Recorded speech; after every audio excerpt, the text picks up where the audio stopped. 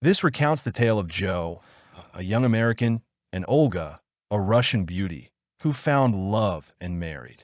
Their honeymoon in the Virgin Islands was idyllic, a paradise where life seemed perfect.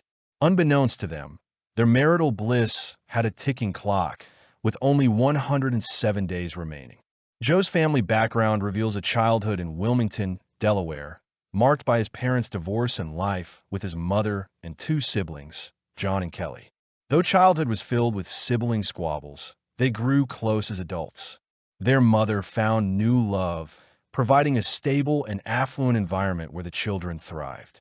Joe, the middle child, became a driven entrepreneur, meticulous in business, yet known for his jovial personality and ability to enliven any gathering. He co-owned a successful auto service and store with his friend, Christopher. In his 30s, after past relationship disappointments, Joe met Olga online. Their shared vibrant personalities forged a quick connection, leading Olga to travel from Siberia to the U.S. Joe was captivated by her beauty and gentle nature, a sentiment reciprocated by Olga. Their relationship blossomed rapidly. Olga quickly charmed Joe's family. Her apparent vulnerability masked a resourceful and energetic spirit. The family embraced her, seeing her as the one to finally ground their free-spirited son. Joe proposed, and wedding plans commenced, marking the start of unforeseen complications. The first hurdle arose with the wedding ring. Family tradition dictated passing down an heirloom ring, already given to Joe's sister, Kelly, a decade earlier. This $20,000 diamond ring became the center of a clandestine act. Joe temporarily swapped the diamonds for cubic zirconias before giving the ring to Olga, intending to restore the original stones later.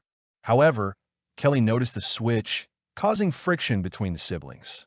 Joe, misinterpreting her concern, felt she was defying family tradition. The wedding proceeded in the Virgin Islands, marred by Kelly's absence due to work and resentment.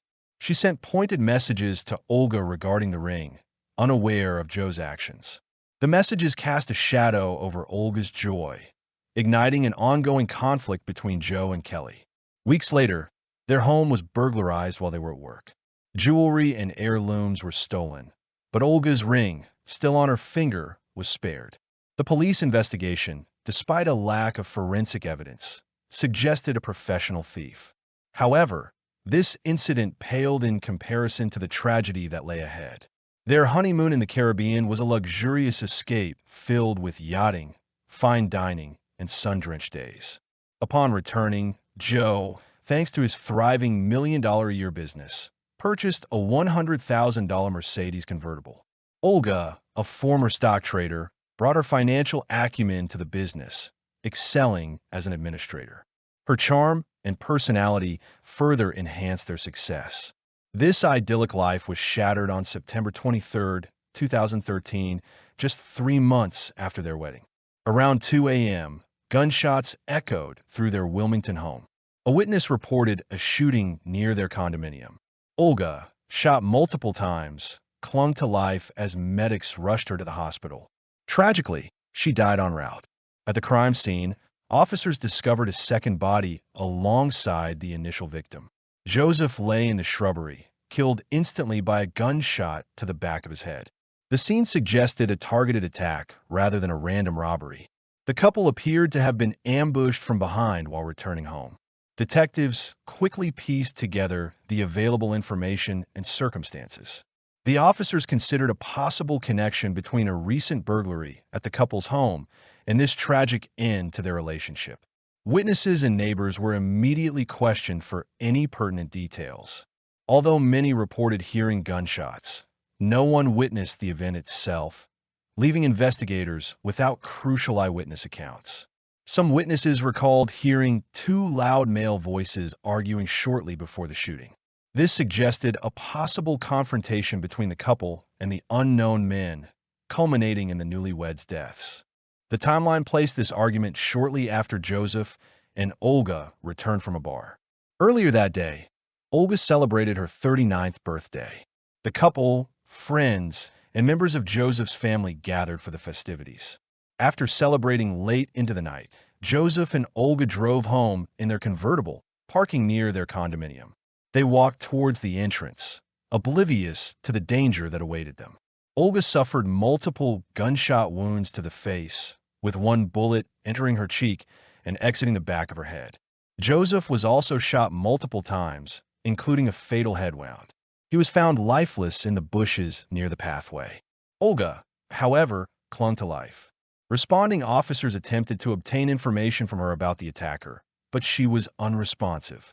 The numerous shell casings at the scene suggested multiple assailants and weapons of different calibers, making it unlikely a single perpetrator committed the crime. Approximately 25 rounds were fired in total. The possibility of robbery was quickly dismissed. The victims still possessed their valuables, including a wallet with a significant amount of cash, a handbag containing a phone and other valuables, and an expensive wedding ring on Olga's finger. The evidence pointed to a premeditated ambush. The newlyweds were targeted near their home and shot repeatedly, leaving little chance of survival. They were described as a happy, amiable couple, raising questions about the motive. Detectives immediately contacted the victims' families for interviews. Joseph's mother and stepfather claimed the couple had no known enemies and were unaware of any conflicts. However, it was revealed during these interviews that Joseph had a dispute with his sister, Kelly, regarding a ring. This information became a focus of the investigation. Could Kelly have harbored such resentment towards her brother that she orchestrated a double murder?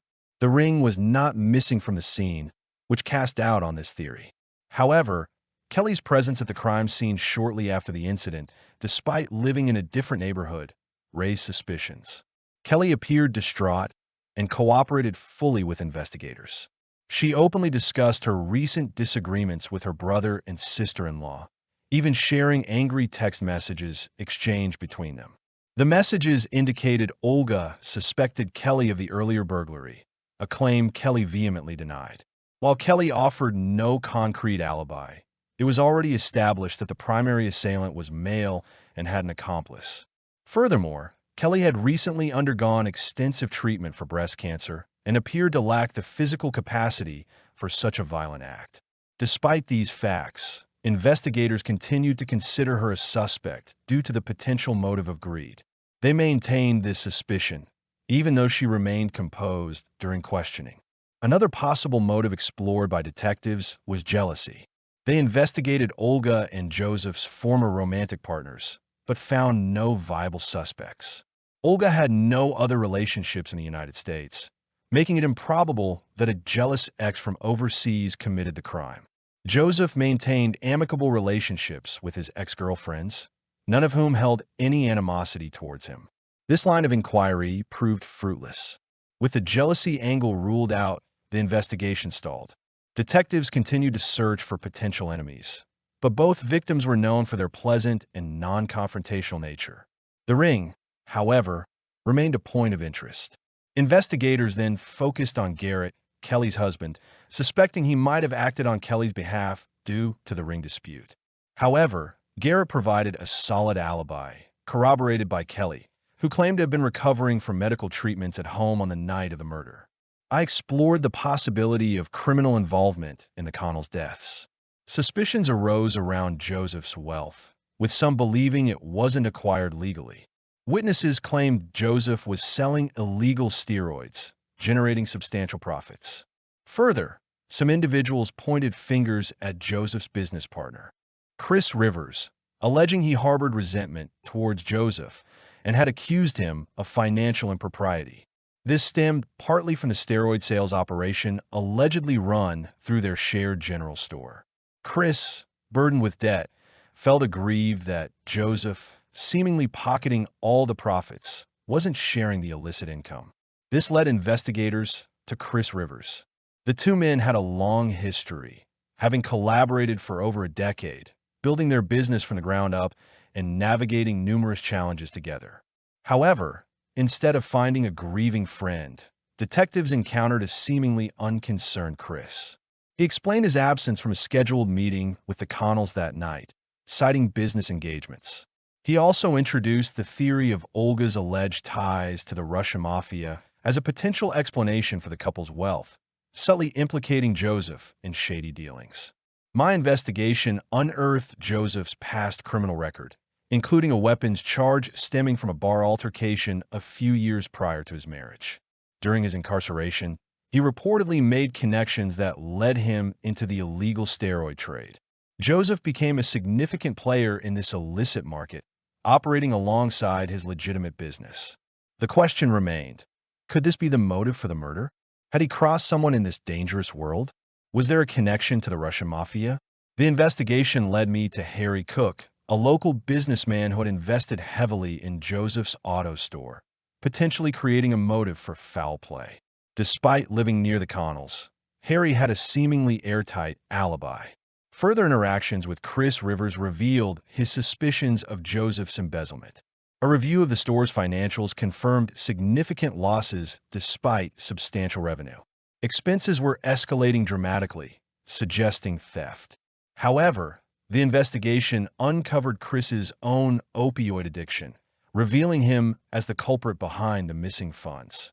He was stealing from the business and from his supposed best friend to fuel his addiction. This presented a new prime suspect with a compelling motive. Chris's addiction spiraled out of control, leading to mounting debts and increasingly paranoid behavior. He claimed he was being followed and threatened. Ironically, his attempts to deflect suspicion onto Joseph, including reporting the steroid operation, which he himself was running, ultimately drew attention to his own guilt. Chris initially implicated Joseph in the steroid trade, claiming he operated it secretly within their shared auto repair shop.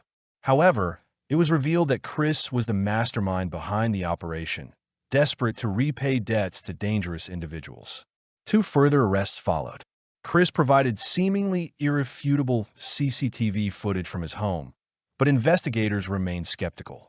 Analysis of Chris's phone records revealed unusually high call activity on the night of the murders, concentrated around the time of the attack. Deleted call logs were recovered, revealing communication with Josh Bay, a buyer of Chris's steroids who had absconded with a shipment. While Josh wasn't the shooter, he remained a person of interest. Calls to 2 individuals, Dominic and Aaron, also raised suspicions, suggesting their potential involvement in the killings. The evidence increasingly pointed to Chris, driven by debt and animosity, as the orchestrator of the murders. He might have personally eliminated the newlyweds, but instead of acting directly, he enlisted the services of his illicit substance contact, Josh Bay. However, rather than carrying out the act himself, Bay further complicated the scheme by subcontracting 2 associates. The plan grew increasingly convoluted. If successful, this elaborate plot would net Joe's business partner $1 million, the payout from a life insurance policy. Both partners had established identical policies early in their business venture. Upon his partner's demise, Chris stood to inherit a substantial sum, enough to resolve his financial woes and erase his debts. However, Joe's recent marriage threw a wrench into Chris's plans. With Joe married, the insurance money would go to his wife, Olga, leaving Chris empty-handed. Therefore, to gain access to the funds, Chris Rivers needed to eliminate both Joe and Olga. This theory was supported by conversations between the orchestrator and his accomplices on the night of the murders. Joe's partner incessantly texted Bay, demanding updates on his location and estimated time of arrival, clearly anxious about the operation's progress. The replies he received were vague and evasive. Detectives confiscated 4 cell phones from the suspects. Cell phone records, tracked using advanced cellular technology, placed the defendants near the victims on September 23, 2013. The 2 individuals who carried out the murders, Dominic and Aaron, were tracked near the Connells' residence. Bay, who oversaw the operation, maintained constant communication with Chris from a different location. The CCTV footage, intended to bolster Chris's alibi, actually worked against him. Investigators observed his anxious pacing and constant phone use, suggesting he was awaiting news from the hitman. This suspicion quickly gained traction. Josh Bay's cooperation proved pivotal to the investigation. Under interrogation, he confessed and accepted a plea bargain in exchange for a lighter sentence. He revealed that Chris had solicited him to murder his business partner and his wife, offering a $5,000 down payment and an additional $60,000 upon completion of the task. As part of his plea deal, Bay testified against Chris in court. A year after the brutal killings, Chris Rivers was indicted for conspiracy to commit double murder. The remaining defendants also faced trial. Proceedings commenced 19 months after the initial investigation. Chris's meticulously crafted plan ultimately backfired. He had hoped to misdirect the investigation, planting several red herrings. Joe's alleged involvement in steroid distribution, past criminal connections, recent robberies, and a dispute with his sister, Kelly. He believed these distractions would lead the police down the wrong path. Fortunately, law enforcement saw through the deception. Investigators established that the robbery at the Connells' house was staged prior to the murders, also orchestrated by Bay under Chris's instruction. The objective was to steal a diamond engagement ring, hoping to implicate Kelly. However, the ring was never found among the couple's possessions, foiling this aspect of the plan. During separate, concurrent trials, Aaron Thompson confessed to the murders, receiving 2 life sentences plus 45 years for wielding the murder weapon. Chris Rivers also received 2 life sentences plus 50 years as the mastermind behind the crime. Dominic Benton, although acquitted of murder, was convicted of conspiracy and aiding and abetting, receiving a 5-year sentence. Josh Bay's cooperation resulted in a reduced sentence of 5 years. Kelly, initially a suspect, endured intense police scrutiny. While understandably distressed by the wedding ring incident, it amounted to nothing more than a family argument. At the funeral, Kelly expressed her deep love for her brother and shared in the collective grief.